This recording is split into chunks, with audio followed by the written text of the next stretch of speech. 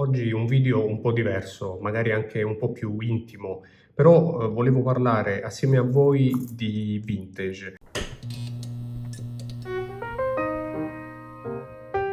Perché i vintage sono il motivo per cui mi sono appassionato tanti anni fa all'orologeria, che si tratti di Rolex o di altri marchi come può essere Omega, Cartier, per esempio, di cui abbiamo già parlato. E magari anche grazie a questa bolla dei moderni possiamo riavvicinarci e magari anche imparare a riavvicinarci a quella che è la vera orologeria, secondo il mio parere, e cioè gli orologi d'epoca da collezione, come può essere per esempio questo Rolex Submariner 1680. Ecco, abbiamo già parlato del 1680 qui su TOC e ne abbiamo parlato di uno scritta rossa in particolare, come il primo sub con data mai realizzato da Rolex, perché effettivamente il 1680 è la prima referenza del Submariner con data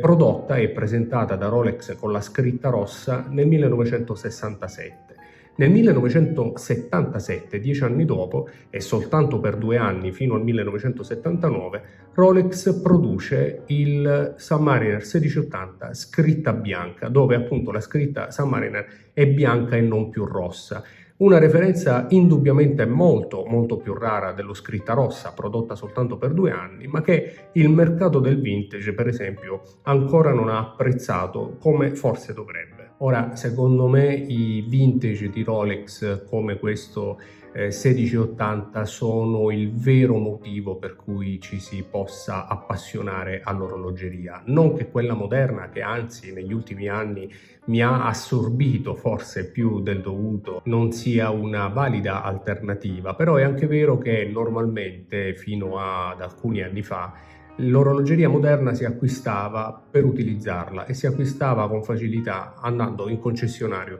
e scegliendo il proprio orologio. Ciò che era difficile e ancora oggi naturalmente è difficile acquistare sono degli orologi d'epoca magari in condizioni perfette come questo 1680 scritta bianca, e lo possiamo vedere innanzitutto dalla cassa. Come potete vedere, i fori delle anse sono molto all'interno della cassa, quando invece normalmente, a causa magari di lucidature troppo invadenti, questa parte dell'ansa va quasi a toccare la punta più esterna del foro. Quello naturalmente è sinonimo di una lucidatura molto invasiva e fatta male. In questo caso invece la cassa è piena, così come per esempio potete vedere sono pieni i denti della ghiera. Denti della ghiera che normalmente su referenze come questa del 77, quindi con più di 40 anni sulle spalle, quasi 50 possiamo dire, è molto difficile da trovare in queste condizioni, perché appunto normalmente le lucidature vanno a rovinare i denti praticamente appiattendoli. In questo caso invece, come potete vedere, sono rimasti molto belli, vivi e spigolosi. Un'altra cosa da tener presente ad esempio è l'inserto della ghiera, ovvero la parte in alluminio anodizzato nera. Ecco, questa si divide normalmente in più mark che si differenziano per esempio in base al font dell'inserto. In questo caso specifico si tratta di un mark coevo con l'orologio, un mark 3 dell'inserto coevo con l'orologio del 1977, così come coevo è anche il quadrante. Anche in questo caso il quadrante fa l'80-90% di tutto l'orologio e come potete vedere è un quadrante in perfette condizioni, senza segni di umidità, senza sbavature,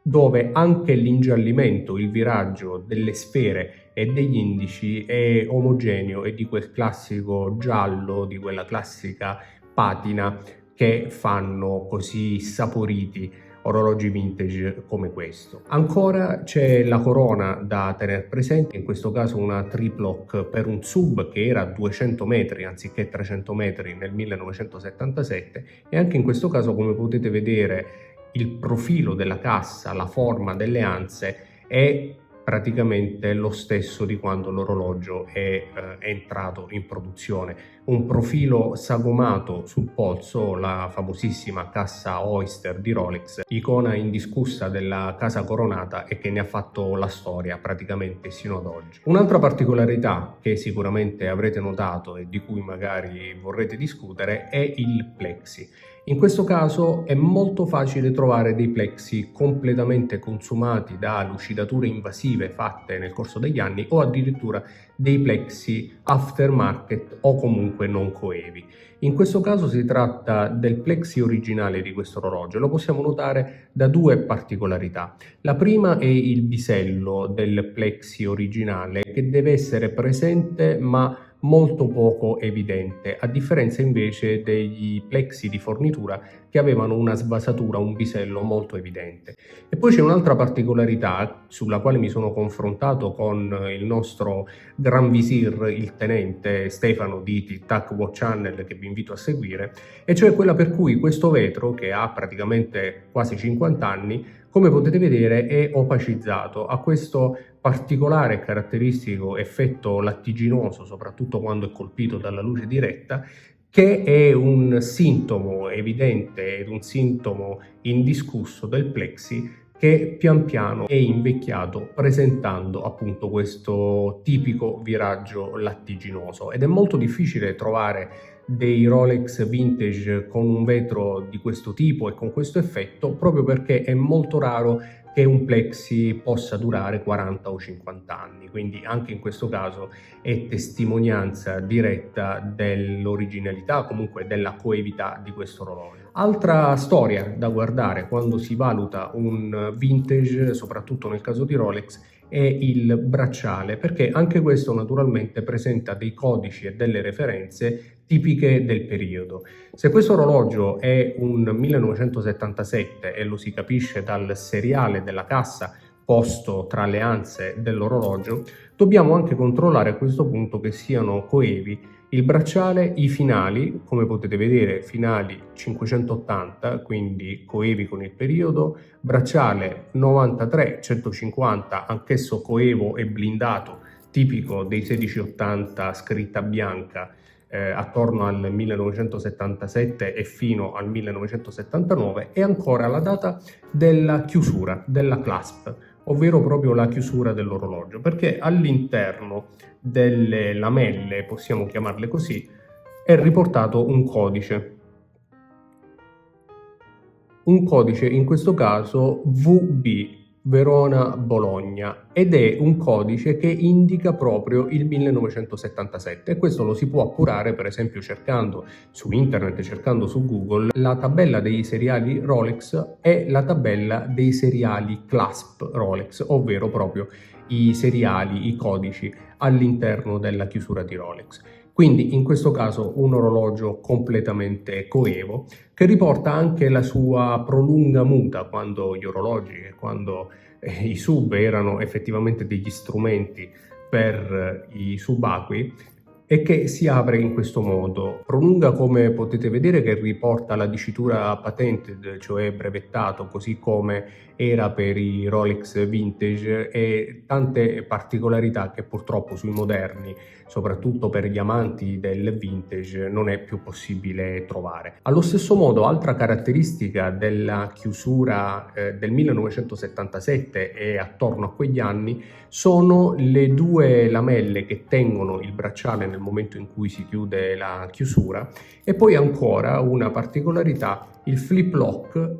piatto, anziché con le due scalanature centrali come invece poi apparirà successivamente. Le condizioni generali di questo orologio le si notano da tanti aspetti, innanzitutto dalla tenuta del bracciale. Come potete vedere, un bracciale in condizioni praticamente perfette, così come lo è anche la cassa, che naturalmente ha visto delle piccole ripassatine, magari per togliere qualche graffio di troppo, ma che conserva ancora tutti i suoi segni del tempo. Così come anche la corona sulla clasp, che potete vedere essere molto presente, molto viva, molto solida, e che appunto testimonia un utilizzo sicuramente molto rispettoso di questo orologio e anche una lucidatura poco invasiva e sicuramente ben fatta. E allo stesso modo anche la chiusura che blocca, così come anche la chiusura della clasp che vi faccio sentire,